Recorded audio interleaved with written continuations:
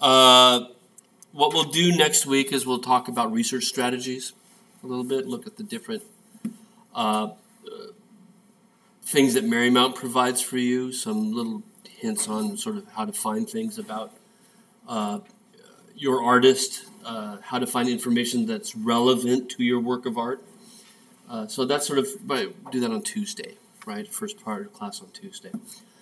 Be sure you're here because that's kind of hard to record because the recording is based on the computer program, not based just on the computer, right? So it's one of those things that you kind of have to be here to experience that. And I'm also always available in my office if you want to sit down and go over things that way. So we'll take care of that then next week. Let's see, Orphism. So we're looking at this group of artists that began as a sort of Cubist offshoot, right? In a suburb of Paris called Puteaux, and put on this massive exhibition of Cubist-inspired works in 1912, where they called themselves the Golden Section, right? The Section d'Or in French, and made works that were focused on using sort of Fibonacci sequences, the golden section, right, the golden mean, and using that mathematics to sort of try to arrive at something that was quasi-spiritual, right? Looking for something beyond the natural world, right? Some sort of greater truth that holds things together. And color became for them a very important part of this, right? And this is kind of how it enters back into Cubism eventually. And they were nicknamed the Orphists by an art critic, Apollinaire, the jester from the Saltimbanques, who saw their works as doing what Orpheus did in Greco-Roman mythology, which is one, produce works of such exquisite harmony that nature itself is tamed. Orpheus tamed the animals with his songs.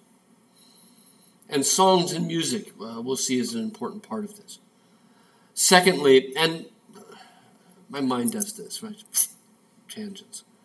But just keep in the back of your mind how many times we've heard art and music, like music as an analogy for visual art, right? Because one of the things that it may have become clear is how many times with the different movements we look at, how very similar concerns that might lead in slightly different directions, right? Okay. Music that tames the animals, peace and harmony that tames the animals. But secondly, that Orpheus was able to bridge the physical world and the nether world, right? The spiritual realm, by going to Hades to rescue his girlfriend, right? Bring her back from the dead. So those two elements, right? Bridging the spiritual realm, perfected harmony, are elements that the Orphists really were very much interested in.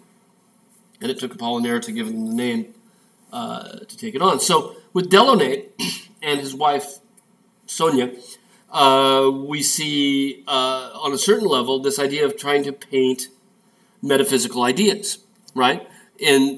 Or things that don't have physical presence in the way that we think of physical objects. So Robert painting sound, the colors representing the emanation of sound from that gun blast in the newspaper that he used as his inspiration.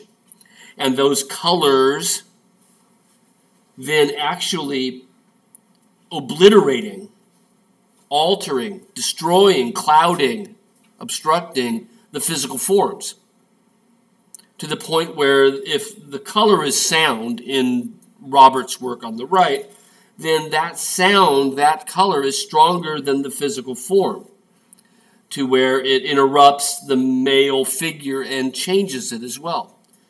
Same thing holds true for the female figure, right? And Delaunay said this, his simultaneous colors that we saw on Tuesday, that these colors, in fact, were as strong as or stronger than physical form. Sonia, on the other hand, doing something we saw Robert do as well, which is to think of the heavens, solar prism, right? Looking at the sun as a celestial body, as something that's not part of the earth and our experience in the same way, but is in fact, what the ancients believed to be gods in the heavens. And then prism, that thing that separates light into its constituent colors, right? But again, in this sort of non-physical realm. I mean, it's physics, I get that, but it's not physical like a still life, right? It's a different sort of kind of physicality, right? One that is invisible on the norm, right? That's something that both of them are interested in, painting the invisible, right? That may be a better way of putting it, painting the invisible. Another of our Orphist artists, and one you're not as well versed in knowing, I mean, Delaunay, people who don't do art history know Delaunay, but František Kupka is not as widely known. But I, to be honest, okay, here I am, a lifetime art historian. I'd never heard of the guy until, one, I taught art history, modern art, and two, I saw his paintings in the National Gallery, right? The first time I ever heard of him, and I think this guy's worth knowing. He's pretty terrific. He's part of this Orphist group. You can probably tell from his name that he's not French, right? Kupka, he's Czechoslovakian, right? And he had emigrated to France, and he participated in the Golden Section show, right, in 1912. And you can begin to see that idea of the spiral that then opens out, right, that we saw as we looked at the Golden Section in his works as well. But also truly abstract works, right? These are works without any attempt at representation. And the title even suggests that it isn't intended to be representative of anything, right? Even Delaunay's title still suggested that there was some representation going on, even though many times they were, like Sonia's collage on the left, ostensibly abstract. Kupka doesn't even really want to give it titles that make any connection between what he's painting and any sort of inspiration in the physical world. They are amalgams of color. And what he said he was trying to do, actually, was to paint sound in the same way that we saw Robert Delaunay trying to paint sound. So again, that idea for the Orphist, and this is something that separates them from Cubism, is this idea of painting the invisible, right? For all of the weirdness of straight-up Cubism, analytical, synthetic Cubism, as practiced by Picasso, Braque, and Gris, it was always representational. There was always a foot in the physical world, right? There was always a word that you recognized, or some playing cards, or a bottle of gin, right? Or a guitar, right? Or some human figure in there somewhere. There's a foot in the physical world. But with the Orphists, that's gone, right? They're painting the invisible. And Kupka looks very much like Delaunay. They're working sort of elbow to elbow, right? Very similar forms with these overlapping circles and all. But again, trying now not to paint just necessarily color, which is Delaunay's thing, but to use color to paint sound, to paint the invisible. So the one on the right is relatively small. It's about like this, right? 2 feet tall or so. The one on the left is huge. It's about 5 feet square. It's a really large picture. And again, with the title, what the hell does that mean? Localization of graphic motifs number 2. Right? It's, again, not a representational title either. This is simply composition, right? Graphic motifs, localized. And he doesn't want the title to give us any further clues as to exactly what he's trying to paint. But again, in his writings, he talks about the fact that these are evocations of sound. And I think that with the painting on the left, that becomes a little bit easier to see in a way, because the ways in which the sort of purples, magentas, emanate out from that centerpiece, that again has that Fibonacci, right, sequence, swirl, the Fibonacci arc. But as the figures move out, you have a sense of resonation. I always imagine with this a trumpet blast or the clash of cymbals, and partly because of some of the forms give me that sense. But the idea of sound sort of traveling outward from its original source, right? And then when we think about how sound works, it usually does come up from a fairly small thing and then blows out, right, from that. And that's exactly what Kupka is working with here. At the same time, it just becomes basically it's an abstract series of shapes, right, of graphic motifs. And a lot of time spent in sort of how the colors work with each other. And again, moving from tight complexity to more diffuse openness, right? The picture's kind of about entropy, about moving past this. But on a certain level, it's pure paint, right? It is just paint on the surface that he's working with in these. Okay. So again, Orphism, painting the invisible, trying to come up with analogies, sometimes with sounds, sometimes with music, sometimes with even violent sounds, like what we started with. Here's our first American artist, Stanton McDonald Wright, who traveled to Paris and was very much influenced by Delaunay and the Orphist movement. And I think you'd be okay in mistaking this for a Delaunay, in the same way that even that Kupka we saw reminded us of Delaunay as well. But because Delaunay was trying to paint using color to sort of convey the invisible and often sound or celestial effects, and because Delaunay was working with what he called, the simultaneous contrasts of color, simultaneity. These ideas really very much inspired McDonald Wright.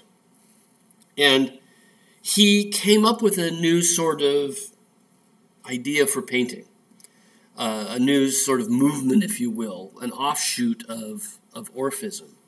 And he called it synchromism. And what he means by this, because again, he wrote a manifesto, right? Many of these artists wrote about exactly what they're trying to achieve with these different things. And what he wanted was colors to be looked at simultaneously. And this sounds a lot like Delaunay. So the sync part, right, is simultaneous, synchronized, right, at once. And chrome, color, colors at once. But he went a step further than Delaunay, who was interested in simultaneity of colors. And what McDonald Wright did was he developed a very elaborate analogy between color and music. That music has a 12-tone scale, and McDonald Wright developed a theory where color had an analogous 12 tones, the 12-tone color wheel, right? Primaries, secondaries, tertiaries, right? The 12-tone color wheel. And that he made an analogy between each of the tones in the musical notation and each of the colors on the color wheel, right? So there was a direct connection, and that in the same way that notes, when played together, right, produce harmony or disharmony depending on the notes, right? That notes combine to make chords, right? He felt that colors could also combine to make something similar in painting, right? So colors, when seen together, would have the same sort of harmonious effect that notes do when played together, right? And his writings, I mean, I've never really had the stomach to read all the way through it, right? But he's very, very scientific about it, right? It's the Manifesto for Synchromism is really detailed and mathematical. And he talks about how the artist has to find colors on the spectrum that are analogies to the third and the fifth tones on a scale, right, in order to work together. And he felt that if he could get rid of any kind of reference to illustration, any kind of reference to the physical world, then the colors would work on you immediately. And all you would think about when looking at the painting would be the colors themselves, and not whether it was a house, right? It became a dialogue between the viewer and the color, and then that musical analogy, because remember, they all thought that music was really the purest of the art forms, right? That musical analogy became that much more strong if, in fact, representation was abandoned entirely. So what we're seeing with all of these artists, the Orphists in particular, with Delaunay, Kupka, MacDonald Wright, we're seeing some of the very earliest attempts to really entirely abandon representation, right? Matisse never did. Matisse was always representational, right? Picasso never abandoned representation, right? But right around 1911, 1912, we get a series of artists. We can never say who's first, right? I have a quote from my graduate thesis advisor back at NYU about calling something the first. He said, we do something like that, we say they're the first to do it, we're usually always wrong. Except when we think we're right, and then we're definitely wrong. I always thought that was a great quote, right? Just it doesn't matter who's first. You know what I mean? We're so worried about things like what's the biggest, what's the most expensive, which is the first. There's a wonderful sort of interchange going on where that matters, right? A number of people are doing it. Who has claim to being the first? I don't care anymore, right? You'll see the literature will say some people usually.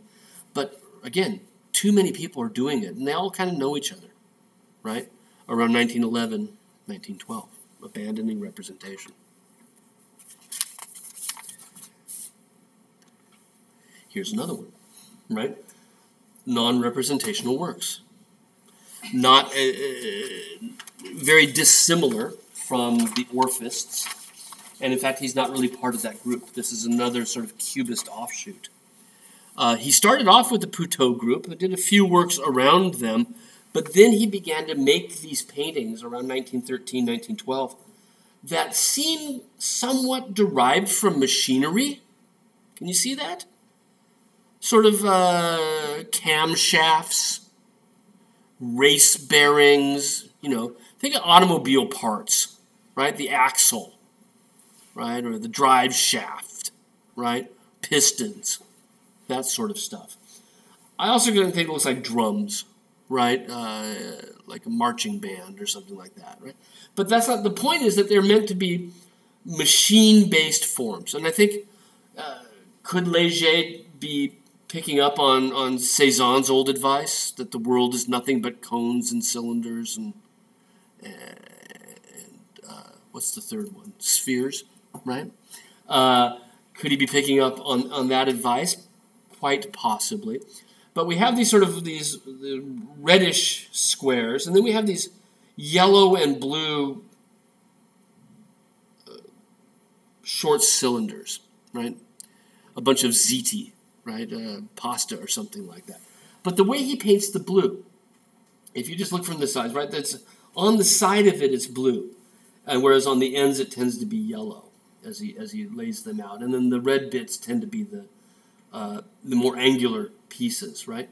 But if you look at the blue part and how he paints the blue, you'll notice that the way he lays the blue down and the whites between it looks reflective. It looks shiny. It's intended to sort of look shiny. And you know this about metal, right?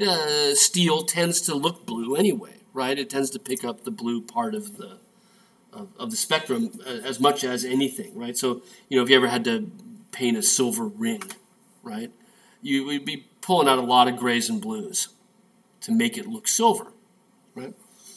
And so Leger wants the color to sort of remind us, I think, of machinery. And he wrote about this, and he said that for him, the machine, the idea of large-scale machinery, was for him the great metaphor of the modern world. What made the modern world modern around 1910? And one of the things that did was the idea that machinery had changed daily life, right? And this is after the Industrial Revolution, right? The Industrial Revolution is a good 100 years old by this point. But machinery had become more ubiquitous, right? More of a part of everyday life all the time. So if we think back like Delaunay loving the Eiffel Tower, well, the Eiffel Tower is the outcome of machinery, right?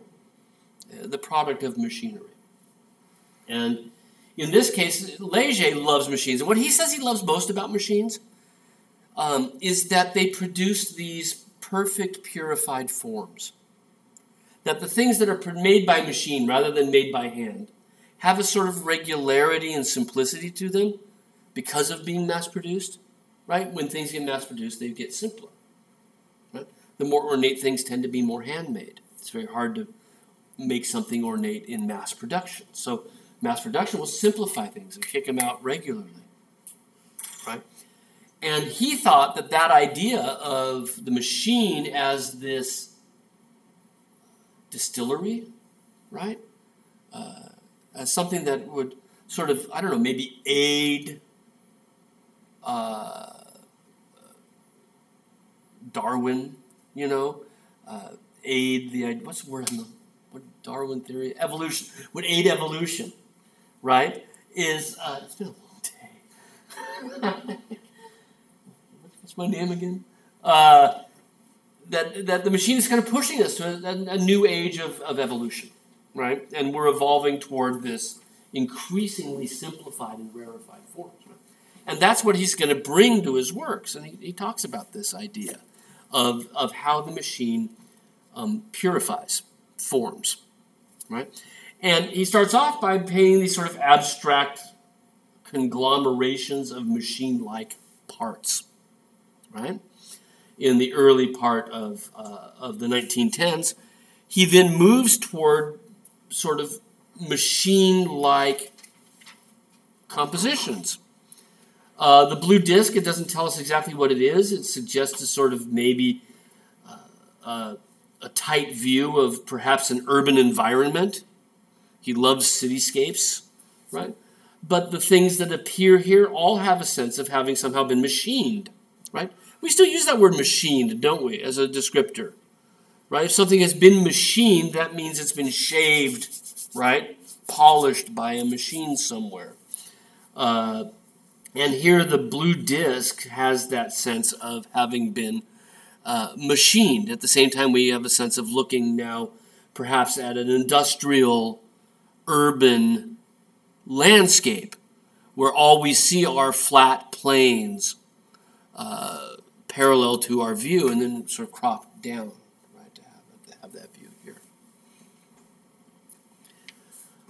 Well, this leads again to another offshoot movement, right? So we've seen coming off of Cubism, we've seen Orphism, we've seen Synchromism, and here we have Purism, right, which comes out of this idea that the machine can indeed purify forms, right? And this is Leger's great movement. He's not the only one. We'll look at one other artist in this particular movement. But it does have some roots still in Cubist art. The blue disc on the right having some debt to pay to synthetic cubism and collages. He eventually moves on to human forms that also look as if they have been machined.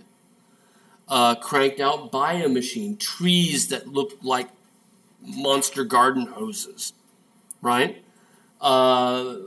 Figures that look like robots. I've always been interested in this idea of the robot, right? You know that the word first appears, I think, in 1921, right? We didn't use that word. And when we think about this idea of the machine as being this great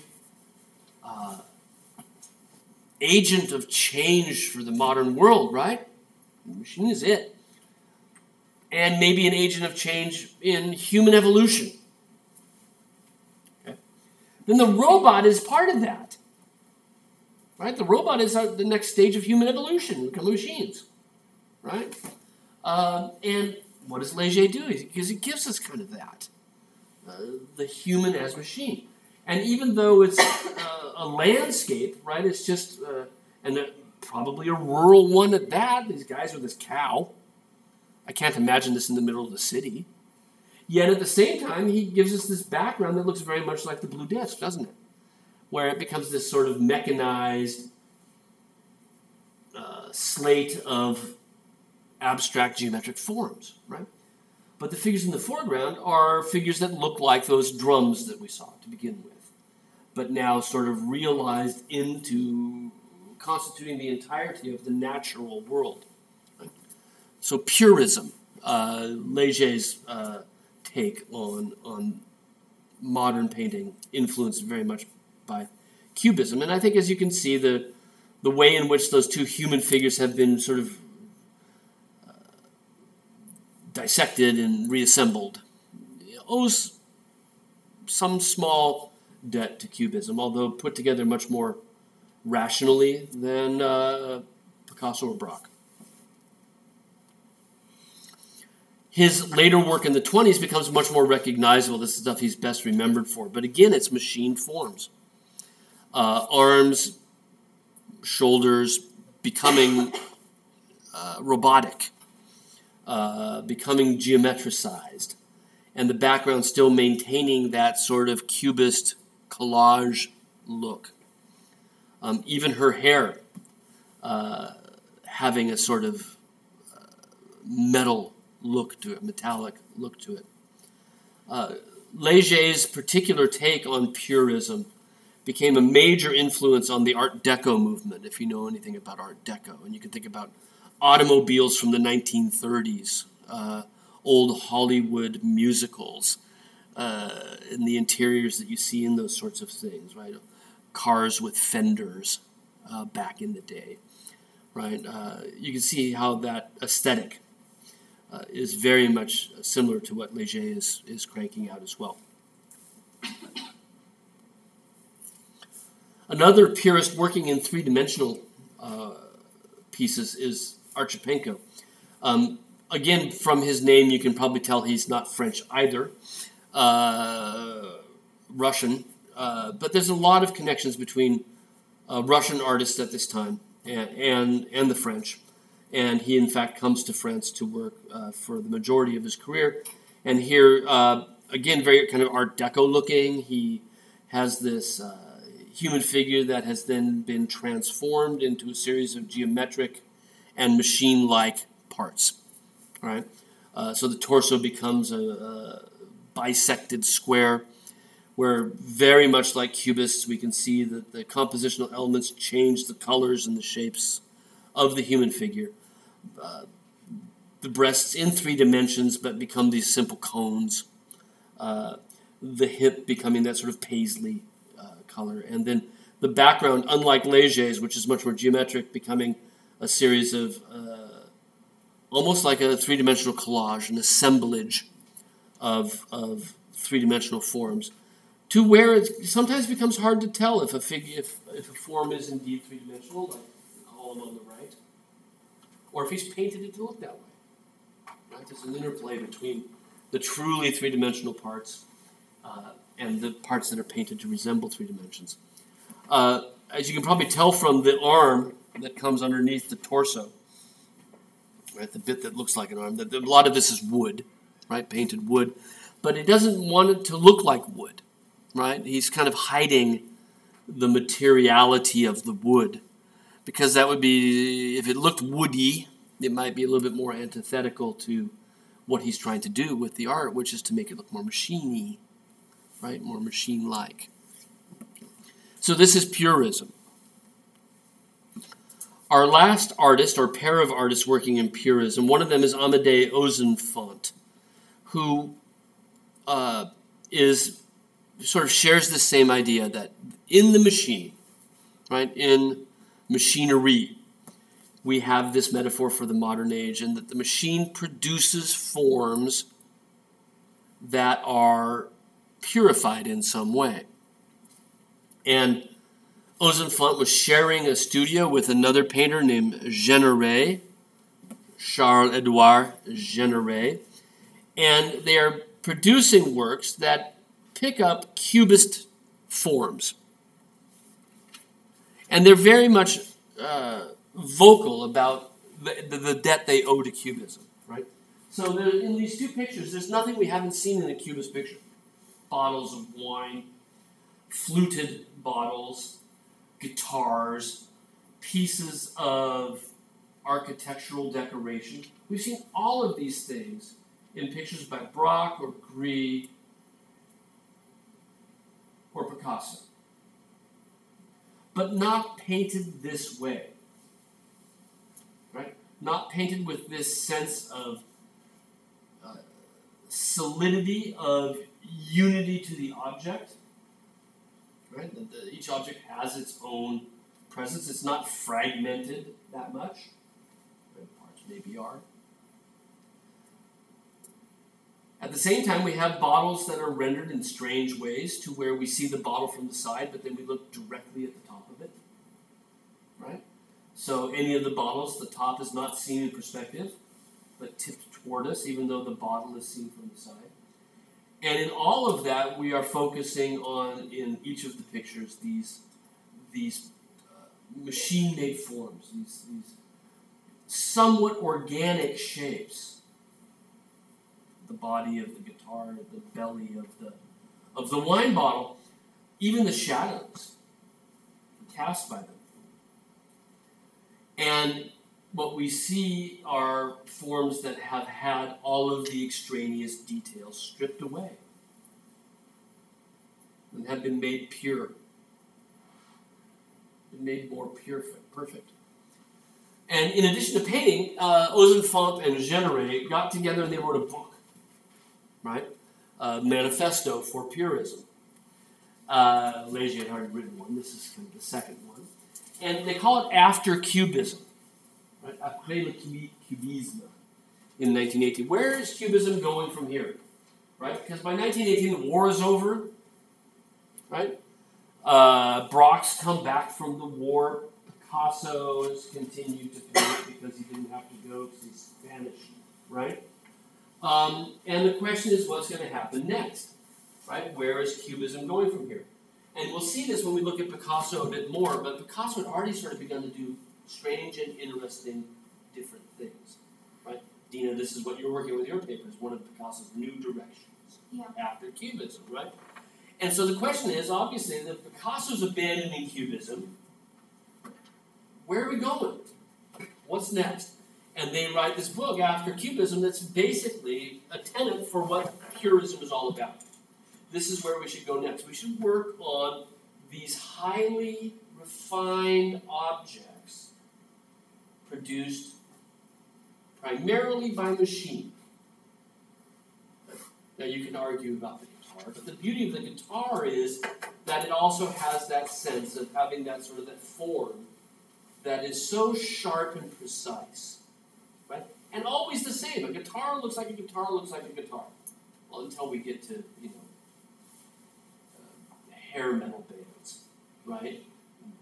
Stratocasters and things like that. But in the 20s and the teens, a guitar is a guitar is a guitar, right? They all have basically the same shape. So there's this idea what the machine does is it regularizes things. And they're going to use these regularized objects for their compositions. And because of the fact that kind of half the work is done for you, already, it's been regularized. And so what they suggest is not only do we use these machine-influenced objects, regularized objects, but that we should use them in compositions that are laid out very regularly. I got a bit ahead of myself there. For each of them, and particularly for Jeanneret, one of the big influences on this idea of perfected forms was Henry Ford. Ford Motor Cars, right? 1911-ish is the Ford Motor Plant and the Model T. And the idea of the production line, where tires, steering wheels, right, body parts, machine or engine parts come off of an assembly line. And the only way that, and there was a word for it, Fordism, right? Nobody even thought of this before, putting everything, well, they had, but not at this scale. Thought of this idea of the assembly line. This is modern technology at work. And what's the result of this? This is why it sounds fascinating for the modern world. Is the machine is going to make it better because now everybody can get a guitar or get a car, right? Say what you will, for us, say what you will about the crappiness of IKEA furniture, but it means that I can afford a bookcase, right? Than I couldn't if it was made by hand out of higher quality materials, right? It's sort of, there's something democratizing about it and making what was once something that's reserved for the few now available to the many, right?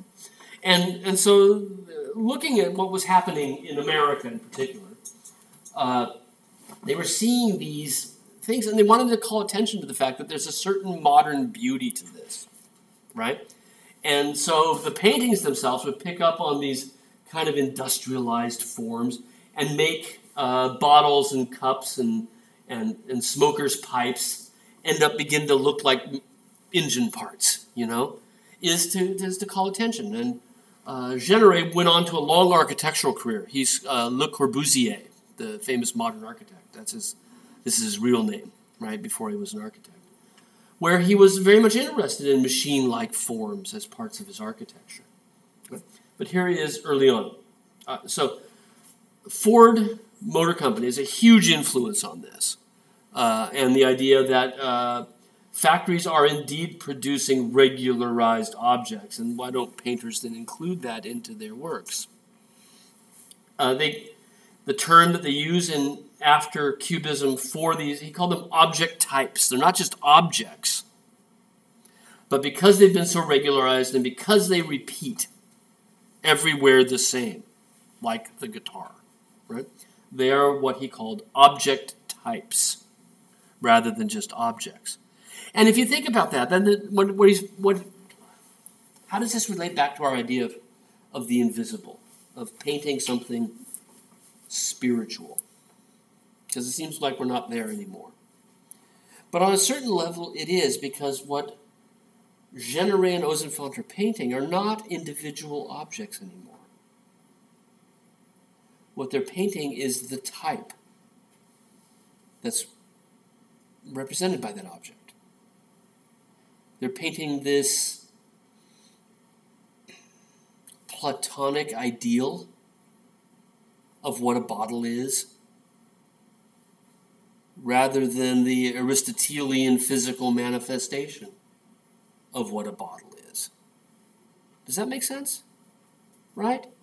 And on a certain level, we could equate that way of thinking with Orphism, which attempts to paint something other than the physical object.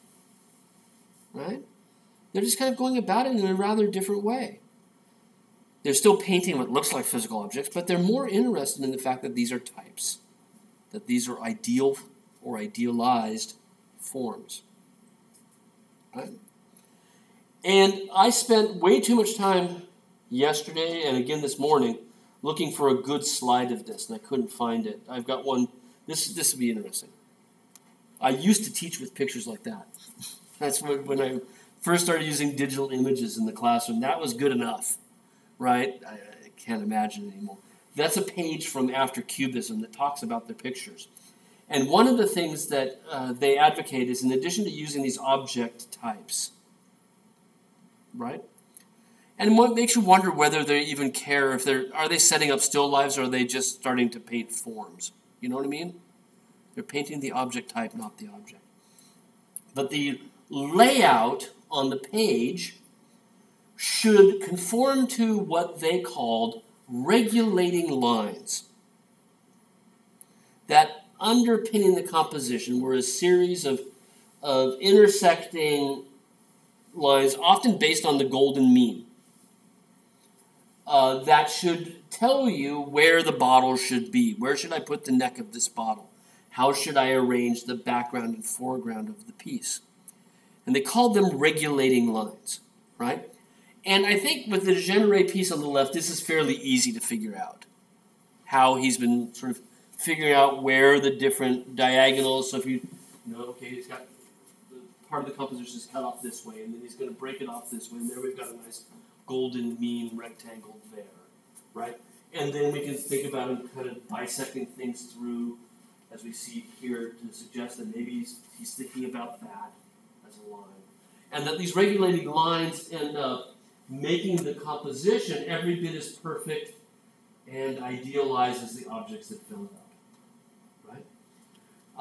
And again, it's all about the purity of the essence of the objects themselves.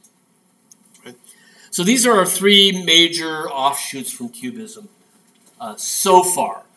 One of the things we're going to see is that the Cubist revolution, right? The Cubism 1909 to 1914, right? Those 5 amazing years of Picasso and Braque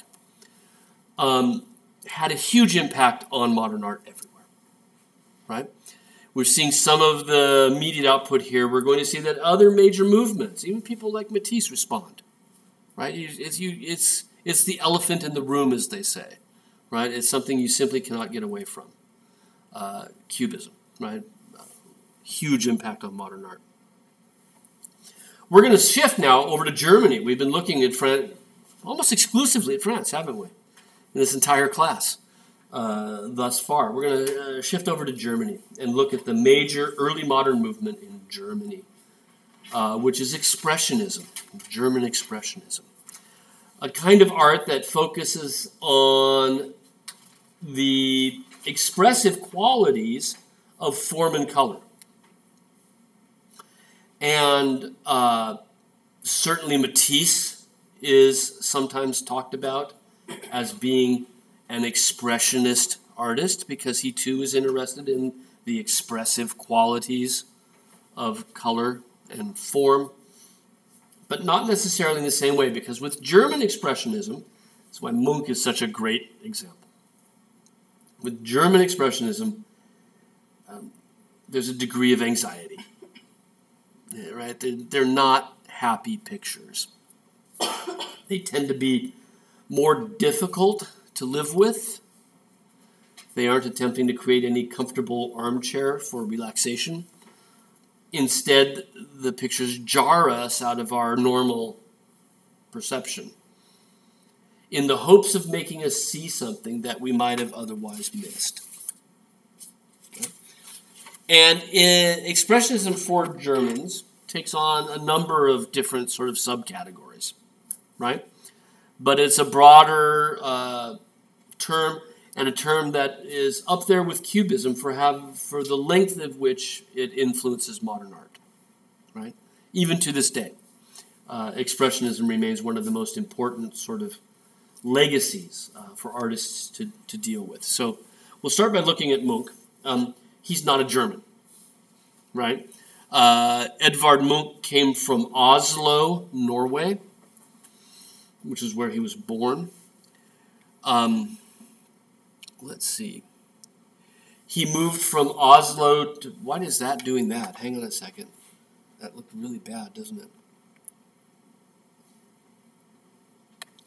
Come on, baby. Give me a second. The Wi-Fi is lagging again. There. Okay. He moved from Oslo to Paris, 1888. He moves to Paris. 2 things that came out of his move to Paris. One, sees Van Gogh. Now, Van Gogh by this point had moved out of Paris to the south of France, but his works are still being shown in Paris, right? And Van Gogh's use of paint, his sort of pantheistic approach to nature, to where the things that are still look like they're moving. For example, the Milky Way in the sky, the light that emanates from the moon, have a sense of swirling and dancing in the sky. Nothing sits still. The hill in the background behind the cypress tree could easily be mistaken for waves crashing on the shore. Everything looks as if it's in flux. Munch has definitely picked up on this, right? The bright, supersaturated colors of Van Gogh is another huge impact on Munch. The other thing that happens to Munch when he's in Paris in 1888 is that he also encounters the symbolists. Remember, the symbolist movement, which we started class with, began in 1886. It was this prominent post-impressionist movement that moved away from direct observation and toward an expressive reaction to what you see, to something internal to the artist. Right? Not painting what we see, but painting what we think about when we see it. Right? Images of the supernatural world, colors used in a non-representational fashion, all grew out of symbolism. Right? That's the Paris that greets Munch in 1888. Right? So just in the back of your mind, think Van Gogh, think symbolism as a movement, as we look at the works of Munch and the beginnings of Expressionism.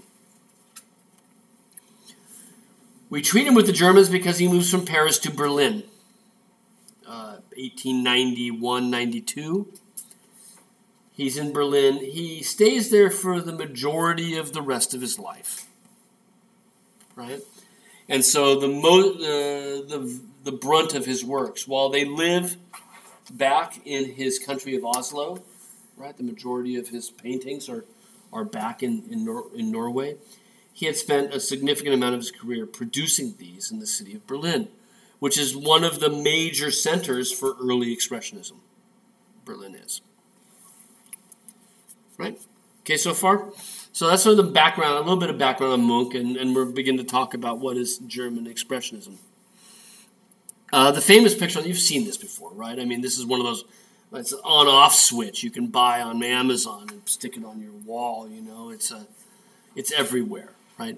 When I was in grad school, one of my friends had a punching bag, right? There he was as a punching bag, right? And you could pop him in the nose and he would roll over and come back up again, right? And with that same sort of serpentine form.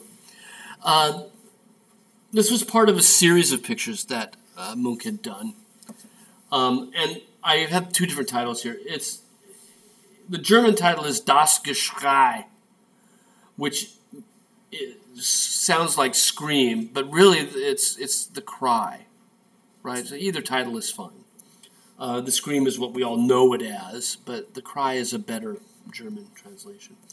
It was part of a series of 22 paintings that he worked on in Berlin shortly after he moved there, called the Frieze of Life. Now, you know the word frieze is not frozen, right? Used this way, the word frieze is a series of pictures in a single horizontal band, right? So a sort of continuous band of imagery that you would read probably from left to right, right? As a sequence of images, right? Think of a Japanese scroll, right? Or decorations around the top of a building. Right? Now, he never intended to show them that way, but he intended them to be read sequentially, right? The frieze of life. Life as this great panorama of imagery. And they're pretty harrowing. They're really, really difficult images. And I don't mean difficult subject matters. They're just the saddest group of pictures you're ever going to see. Here, right, family visiting a sick room, and instead of getting better, they die, right?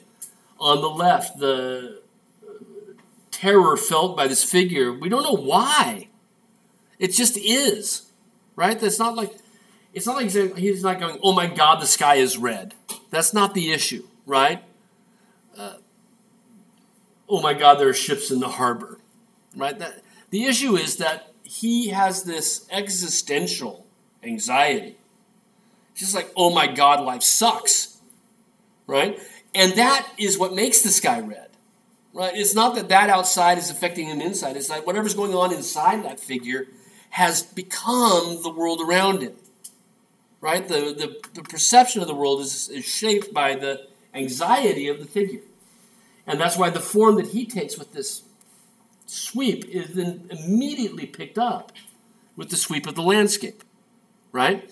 So you can see from the top of his head that even though it changes color, the basic form, that waveform that we have, just continues kind of uninterrupted from the crown of his bald head up and around. Right? What's freaking him out? It's not really explained, but part of it is just life, maybe a sense of alienation. I mean, it's kind of important that there are two other figures here, but they're so far separated from him, right? It becomes part of it. On the right, there's something has affected the sadness, right? There's actually is a cause and effect sort of situation where the death is what has rendered them so very, very sad.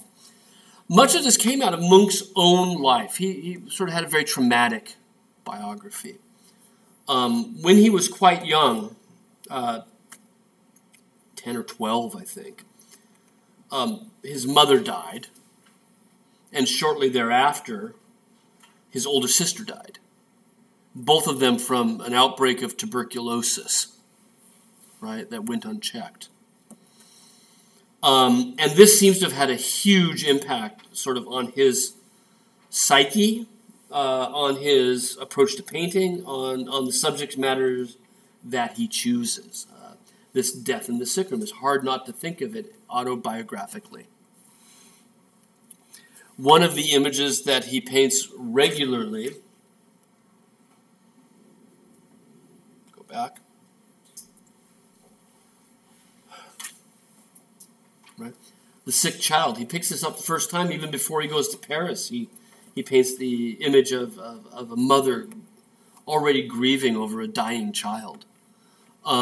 And paints this 5 or 6 different times through his career. We most certainly think based on his experience of losing his sister, right? And just rife with sadness. So these are all part of the frieze of life and relate directly to his biography. His father was a freak. I say that flat out right. Malign the dead. When the mother died and the sister died, the father said it was the family's fault. God is mad at you for the things that you have done, and you have caused the death of your mother and your sister. What a freak, right? It's your fault that your beloved sister's dead, and you had nothing to do with it. Munch became an alcoholic for most of his life, and the trauma of that upbringing comes forth in really all of his pictures. The Dance of Life, one of the late installments in the Frieze of Life sequence, sort of picks up on these themes of alienation and really sets the stage for Munch's particular brand of expressionism.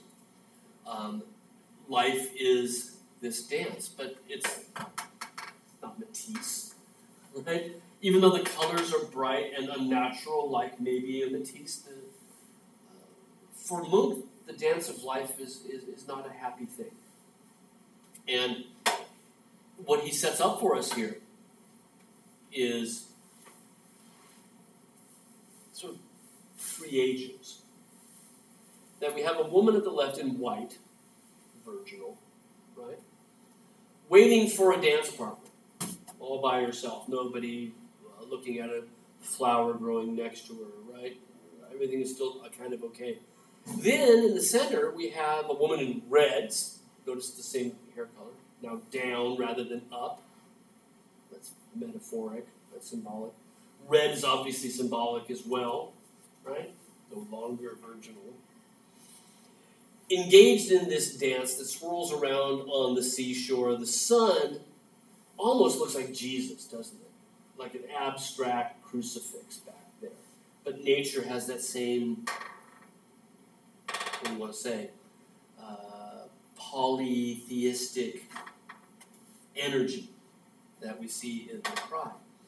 Then on the right, the end of life, woman now abandoned, right? In black, mourning. Her partner's gone. So for Munch, the dance of life is this progress from loneliness to loneliness. And on a certain level, the moment when you're engaged doesn't look all that great either, because she kind of looks like a zombie in the middle, you know? That the dance, while it may swirl with a significant amount of energy here on this empty seashore, metaphor, he loves empty seashores. Look at the guy on the right with the woman in white. That's just freaking creepy. Doesn't he look like he's about to take a bite out of her? Right?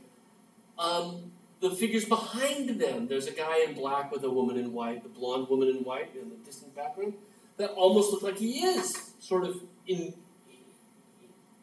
her in a way, right? Now, 1890s, right? That's when Dracula was written. Bram Stoker's Dracula was like 1893, I think, or so. Munch loves vampires, I mean, as a theme. Because a vampire as a theme, as a thematic sort of trope, right? It involves seduction. It involves erotic intimacy. But at the same time, he kills his partner. Right? He devours them. So it is an intimacy that is fraught with danger. And that idea of intimacy that is troublesome is something we saw in symbolism as well. So we go back to the fact that he had traveled through Paris and seen the symbolists. It's certainly important to remember that those traces of the idea of the femme fatale, the idea of an intimacy that is precarious, potentially lethal, is something that Munch picks up on as well. Okay? We see it here. And we'll look, because we've got some Munchs in the National Gallery, so we're going to move sort of over to that. So 22 different pictures in the Frieze of Life, right? And many of them he will work on 2 or 3 different occasions. There are 3 versions of the Scream in painting, right? 3 different versions of it. 2 of them, I think, are in Oslo. The third one, I forget where it is. Right? I've seen 2 different versions of the Dance of Life. Okay, he's never done with it. And the different variations are not that different, right? It's just he needs to rework it because this is his inner psyche and his inner life, right? He also reworks all of them in different media, as well as making multiple versions of them in painting. So sometimes they're lithographs. This is a lithograph. Sometimes they're woodcuts. Sometimes they're engravings or etchings, right? Different printmaking medium. And many times these are hand-tinted as well. He'll come back in and paint them. So here is a monochrome version of the Scream from a few years later, where again he's simply reworking the same themes that we see. And there you see the title in German there at the bottom, right?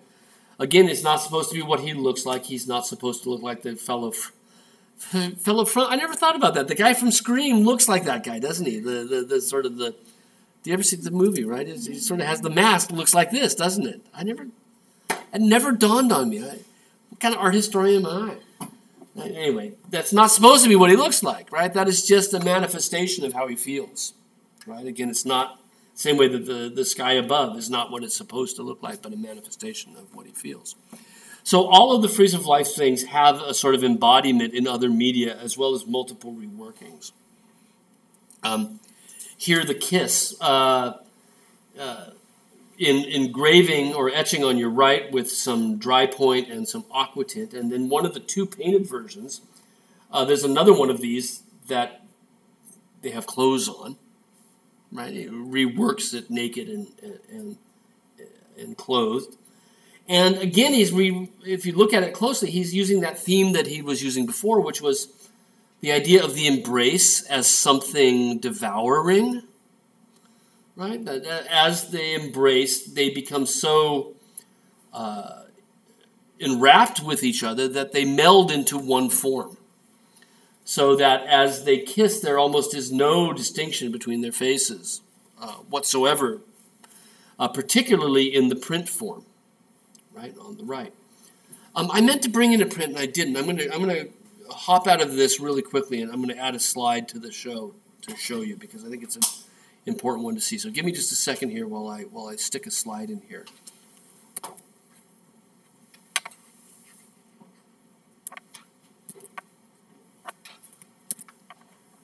Get rid of this. Delete picture.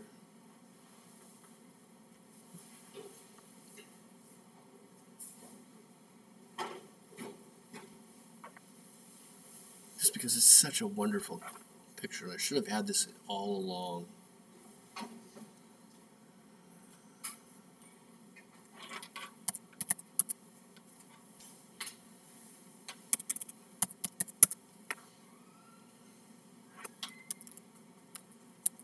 There we go. A woodcut. This is fantastic, right? This is well worth it. Sorry about the wait, but where he's actually taken the actual block of wood and he's blasted it a little bit so that the xylem and phloem, right, of the lines have given him enough relief to print with, and then has worked the print through that. And I to be honest, the technique I'm not 100% sure, right? How does the embracing figures there? How did he achieve that? Because the wood grain that we see in the background continues on them as well. So was it printed over the top of the black print? I have to go ahead and see an impression. This is at the National Gallery as well, right? But what we can see him doing as he's working through these themes, all of which are based on this idea of sort of, what do you want to say, a fear of the rest of the world that we saw in the Scream, right? That he's freaked out by things around him, that the figures in the background at the end of that pier are part of what's causing him anxiety. Well, anxiety continues to cause him problems when he gets close up. And he gives us images of, erotic images of difficult intimacy, right? And plays with that here. And I love the sort of symbolism of the wood and the idea that maybe this, for Munch, is nature, right? That this is just, dare I say, ingrained in it, right? That this is, that it's sort of just, it's not that he's creating it, that it's truly just there, right? So Munch's fantastic printmaker, just really is first rate. And this idea of consumption, right, is something he picks up in other images. Vampires have fascinated him, right? And so here again, it almost looks like the picture started out as being, and again, this is, I think, a lithograph. It might be, it's a lithograph. It started out as being perhaps another image of consolation over death. But then, by painting her red and the way he's arranged the figures, it turns into something entirely different, right? It turns into this consumption of the figure, the male figure by the female. Classic femme fatale, right? Straight out of symbolist idiom. Arguably one of the most erotic images from the 19th century on the right. He calls it Madonna, but it's obviously... When I was in grad school, I sat in on a class taught by Kirk Varnado, who was on faculty at NYU, but it was also the curator of paintings and drawings at the Museum of Modern Art. He was the head curator at MoMA. And his lectures were packed. People would just show up from all over the city to listen to him talk. And for this day, I will never. He called this a close encounter of the you-know-what kind. So that's exactly right. Right? It's just it's sex. It's a picture about sex, where you're not seeing people engaged in it. You, the viewer, are the one engaged. You are looking up at her from the bed, right? And Munch makes no doubt about this, right? Perhaps also even that she's a prostitute. She's arching her back. She's wearing a little red, she's wearing a raspberry beret, if you know Prince, right? There's a song about that. And then in the border around the image, which is something he got out of looking at old German prints, the idea of a printed border as part of the image. Sperm swimming around. It's obvious. He couldn't have made it more obvious as to exactly what it is, right? And then in the corner, the fear of intimacy. It looks like an aborted fetus in the lower corner. So fear of, obviously on one level, where sex leads to unwanted pregnancy, but also then other repercussions and the link between what might ostensibly be a celebration of life to be a fear of death is wrapped up with this. And again, he's working out all of these ideas frequently in multiple versions. So there are two different painted versions of this in Oslo before the printed version that he works out finally at the end, right? He's just pushes this idea. And again, the sense perhaps of the femme fatale being associated here with this image, right? And there's my detail of of our little sad little figure in the corner, right? So Munch brings a very anguished temperament to his works. And what we'll see, of course, as we look at the rest of German Expressionism is that anguish is something that tends to run pretty heavy through German Expressionism. And anguish caused by not feeling associated with the modern world, right? Feeling somehow alienated by it. The other expressionist working in Berlin at the exact same time, 1890s, early 1900s, is Katie Kollwitz. Is she our first female artist in this class? We saw Sonia Delaunay. We'll see more pictures by her, right? Because we have more of them around. Primarily a graphic artist, also sculpted, but primarily a graphic artist. And I think you can see the sculptural quality in this. This really is a terrific. This is a. I believe that this is an etching, right? With some hand coloring to the paper around the side, and very much shares that expressionist interest in the anguish of emotion. Right? A mother holding her dead child, right? So she too is active in Berlin, right? This is our major center for early expressionism. Kollwitz would eventually lose one of her own children, but that was not until the war. And so this is a premonition of what could be, for her, the worst thing she could imagine. That would eventually happen to her. Her husband was a physician, ran one of those practices out of where they lived, old school type, right? The front two rooms given over to the practice. And so she saw people coming with these sort of deep anguishes over death and illness on a regular basis, and we think that a lot of that is what inspired her works, were the pain and suffering that she saw as the wife of a physician. Some people have even suggested that many of the figures in Kollwitz's works are portraits of the patients of her husband, the patients who came to visit their house. Right?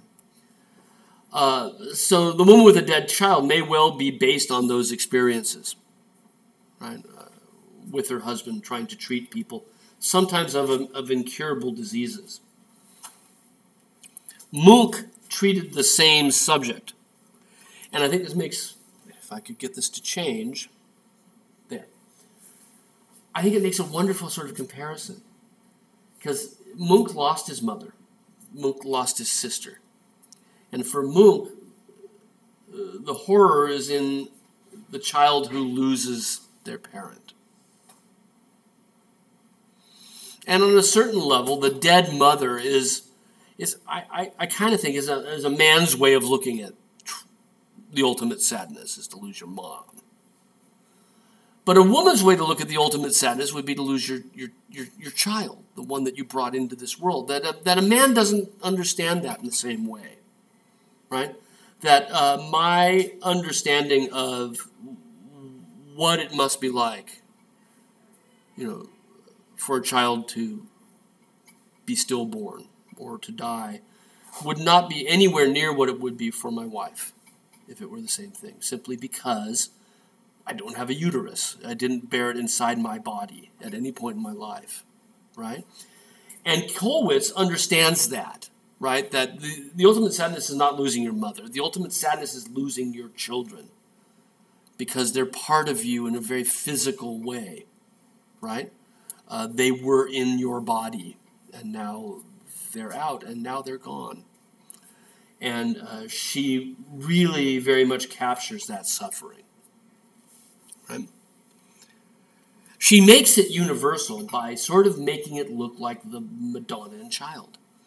And in fact, we think that she's been looking at a sort of range of prints from the history of printmaking, and that's typical for printmakers. Printmakers are always looking at other printmakers because printmaking is tough. How do you make the mark, and what kind of mark leaves what kind of ink on the page? It's not as easy as drawing. And you find more often in the history of art that printmakers are a self-referential group of people. They're always sort of feeding on what other great printmakers have done. So every printmaker knows Rembrandt, right? One of the 5 or 6 people known. Rembrandt had boxes full of prints in his collection. We know when he went bankrupt, right, that he collected prints as well. So I can show you 5 or 6. I'll show you this one because I like Rembrandt. The Woman with the Dead Child is definitely based on this idea of the Virgin Mary coddling Jesus in her arms. And this particular print from Rembrandt seems like a very cogent comparison in that there's that sense of symbiosis, of unity between the figures. I do love that little Joseph outside the window looking like he's some sort of peeping Tom, right? Kitty cat on the left. Right? Take my class next semester, we'll talk about Rembrandt. But she also makes it then look like the Virgin Mary holding Christ at another moment in her life. The famous image of the Pietà by Michelangelo in Rome is probably the single most famous version of this. There are hundreds of them, even in German sculpture, right? But I brought in the most famous one. To this religious image of when the Virgin Mary, it's not in the Bible, but it was a part of the visual tradition where the Virgin Mary holds the body of her deceased son. And that is what Kollwitz is doing to give this sort of additional resonance as if it needed it, right? And make this something that's relevant to everybody. And she does other images where she actually calls it Pietà, right? I don't think this is really meant to be Jesus in the arms of the Virgin Mary, which is what a Pietà image is. I think she sees death and suffering and mourning as being that we can all be involved in a Pietà, right? I could be involved in a Pietà, even though I'm a man, and not as the dead one, right? I could be involved as the living person holding a dead person and have the same emotions that the Virgin Mary suffered at the death of Christ. Yeah. The last Kollwitz, where we see a woman and child that looks like a very, very ill child. The mother, that's a self-portrait of Kollwitz. So can you read this okay? There's Kollwitz here. There's the eye, nose, face up, and holding her child sort of against her head. Right? So here's now the very sick child looking up his nose. Right? And they've become, like Munch, they've sort of melded, aren't they? They're sort of turning into one form. They're melting together. Right? As she's holding that very, very, very thin figure. And then around the left in this arc is a skeleton. Right? Make out the rib cage coming through here. And then there's this back of the skull, and there's the cheekbone arch. Right? So we're seeing the skull sort of the way my head is right now, looking in at them from the side. Death is coming. Death is arriving to take her son from her. And she's Is she asleep? Is she blissfully enjoying the last moments, not knowing that death is there? Right? But again, this is the anguish, right? That is a hallmark of German expressionism. And again, the degree to which Kollwitz, and this is probably where we'll have to quit, is tapping old traditions. And we'll see this with a lot of expressionist artists. They're looking back to their German heritage. And they're particularly looking back at Renaissance prints. Right? Early Renaissance prints from Germany, or even high Renaissance prints. And Holbein, Hans Holbein the Younger, made a whole series of prints in the 1540s of death. They were called the Dance of Death. And the idea is that death visits everyone. That there's a great leveler. It doesn't matter who you are or where you are, you're going to die. It's a sad thing to say, but it's true, right? That's the one thing you can't escape.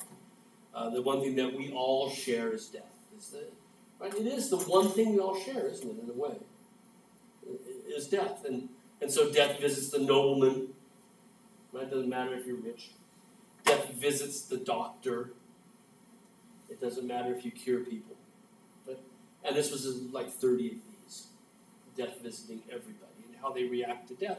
And the idea that death visits no matter what, death visits everyone, this is exactly what Kollwitz has picked up as a theme. The visitation of death. Right? And as a printmaker, again, she's tapping into earlier print traditions. And what we'll see as we look at other German expressionists on Tuesday is that mining this trove of imagery from the German Renaissance is for many of them a very important link. Because for them, these images tapped into something primal, something sort of unfiltered by distraction. There's something emotionally honest and pure about these German images in the way that they're viewing them, that make them the perfect thing to be borrowing from as we move into these modern expressionist images. So we'll pick up with this. We'll look at more expressionist art on Tuesday. We're running about a day behind, which is fine by me, and even here at week 4, right? So on Tuesday, then we'll also talk about research strategies. So be sure that you're here. I'll try to figure out if there's a way I can record what's on the screen, but I don't know if it'll work all that well. Right? We'll have to see how that all plays out.